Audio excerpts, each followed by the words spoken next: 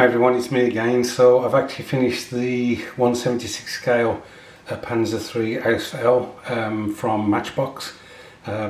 Really delighted in being able to add this to the other kits that I've got from that range. So Matchbox kit, so isn't really anything to say about the construction. It went together reasonably well. Then once it was built, I sprayed it Wraithbone from Games Workshop from a rattle can, and then I basically went over it with Desert Yellow from Vallejo, which is 977. Once I did that, I picked out the road wheel, the rubber around the road wheels in Corvus Black from Games Workshop. Then I gave it, I brushed on some clear floor polish. Once that was set, put the decals on, and then once they were set, I sealed them in with clear floor polish again. I did have a bit of an issue with the paint. I put it on my palette, and I hadn't noticed that it had separated. So part of the stuff that was on the palette was a lighter colour. What I was doing was taking the paint away from the edges to add to the tank, and then of course I'd work round to the other edge where it was lighter, and I ended up putting a lighter colour on part of the tank.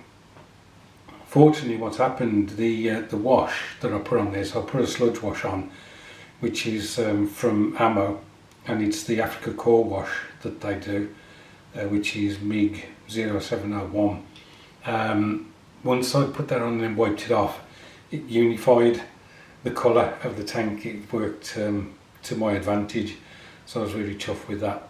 Again, this Ammo stuff, you basically brush it on, wait for it to dry, then get Q-tips and just wipe it off. It works really well. And then as a final thing for this particular build, I got like a sand coloured pastel chalk, and scraped some of that off into a dust, and then I just dusted it on the tracks. The tracks were initially painted Corvus Black.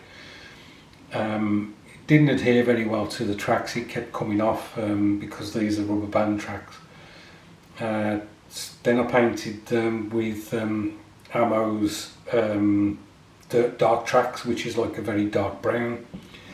And then once that was dry, as I say, I brushed on some of this dust from this pastel chalk. The only thing that went wrong was one of the rubber tracks snapped on me. I wasn't watching what I was doing. I came to the part where the track interlocks with itself, and I pulled at that point and basically snapped it. And it's actually on this side. You may be able to see it, then again you may not.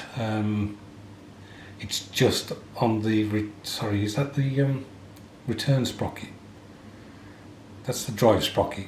Anyway, it's just on there, and there's a bit of a gap. But fortunately it didn't, it doesn't look too bad. This side, the track worked okay, apart from the thing that you guys may know about the rubber band tracks. Getting them long enough to fit round what they're supposed to fit round can be a bit of a problem. That's why I tend to ever so gently stretch them a bit between my thumb and finger, and keep going round the track, keep stretching.